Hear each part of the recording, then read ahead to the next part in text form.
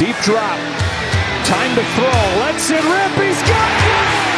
Touchdown! Initial call is NFL News Today. come out as he hit the ground. The shocking trade deadline date is revealed in the NFL's 2024-25 schedule. This is the time of year when die-hard NFL fans get antsy for football, late June. In addition, it's one of the league schedule's slowest times. The league schedule itself is the subject of the most recent NFL news. The 2024 NFL schedule was made public by the league. Fans have already begun to speculate about the details on the calendar, including one unusual statement regarding the date of this year's trade deadline. The NFL owners opted to push back the trade deadline by 1 week earlier this offseason. In the past, the trade deadline fell on the Tuesday after Week 8. It falls on the Tuesday after Week 9 this year.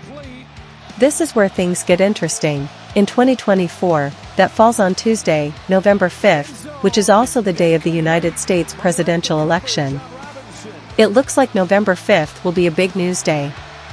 10 different teams were involved in trades that were completed on the final day of the trade deadline the previous year. Given that the deadline is 1 week later this year, there may be an increase in transaction. Increasing trade volume is a primary argument in favor of delaying the trade deadline. It is hoped that giving the chase teams one more week to go will give them more confidence to act in order to stay relevant. Additionally, it gives clubs extra insurance in case they suffer a serious injury in Week 8 and have to find a replacement right away.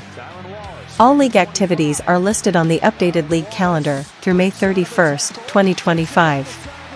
It also revealed the dates of the 2025 NFL Draft, which will take place in Green Bay, Wisconsin, from April 24 to 26.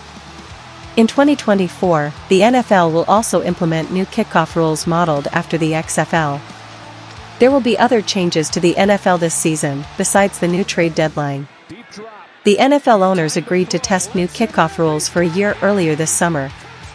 The new regulations, which drew significantly from the XFL kickoff rules, aim to maintain kick returns as a component of the game while also improving player safety. These are big shifts. The remaining members of the kicking squad will align themselves at the opponent's 40-yard line, but the kickers will still start at the 35-yard line. We call this the kickoff start line.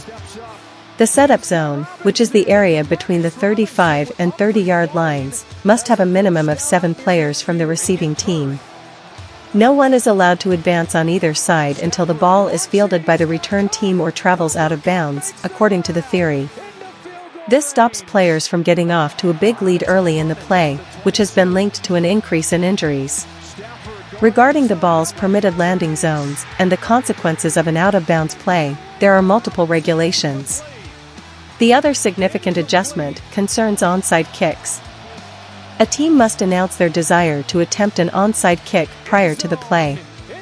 Then, they have to abide with the current onside kick regulations. The surprising onside kick comes to an end with this. 3rd down and 6 here. Pressure coming, picked up. Jackson sideline and incomplete. And it's a 3-and-out on the Ravens.